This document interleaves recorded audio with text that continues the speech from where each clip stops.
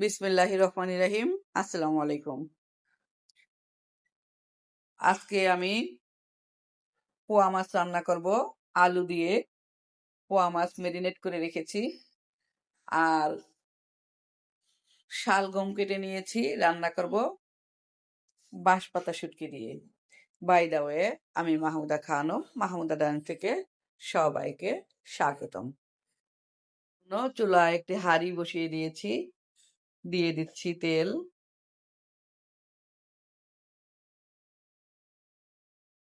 দিয়ে দিচ্ছি আস্তা জিরা আর শুকনো মরিচ মাঝখান থেকে ফালি করে।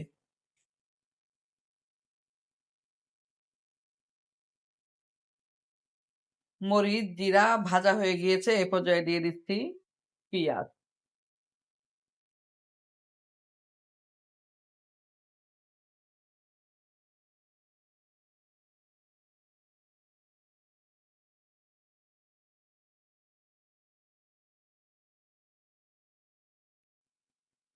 পেঁয়াজ কিছুক্ষণ ভেজে নিলাম, দিয়ে দিচ্ছি আলু,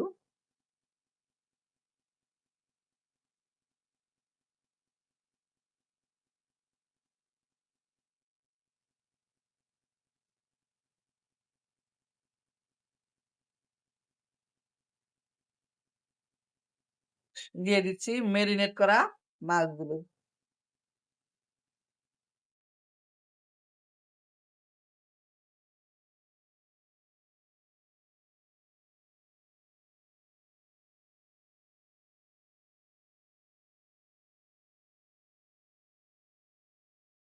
এখন এর সাথে অ্যাড করছি এডিশনাল ফিল্টার করা পানি।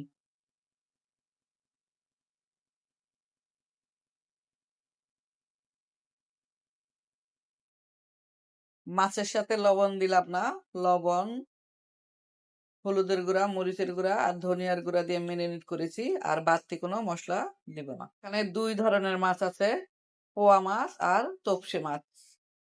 তিনটা বড় বড় সাইজের তোপসে মাছ আছে, আর আছে পোয়া মাছ।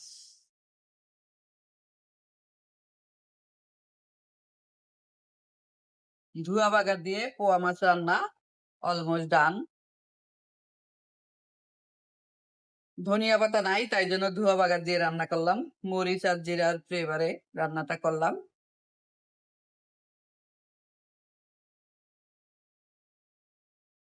শালগম দিয়ে আর বাঁশপাতা শুটকি দিয়ে একদম পোড়া পোড়া ভাজা ভাজা করলাম।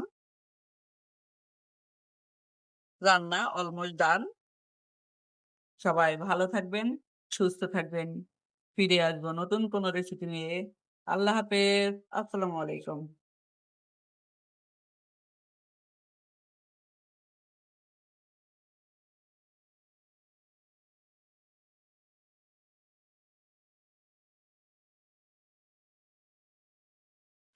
দুপুরে রান্না কমপ্লিট।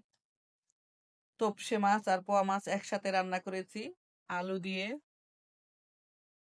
আর শালগম রান্না করেছি বাঁশপাতা শুটকি দিয়ে। সাথে আছে ধোয়া ওরা গরম ভাত, আছে লেবু। এই হলো আজকে দুপুরের আয়োজন।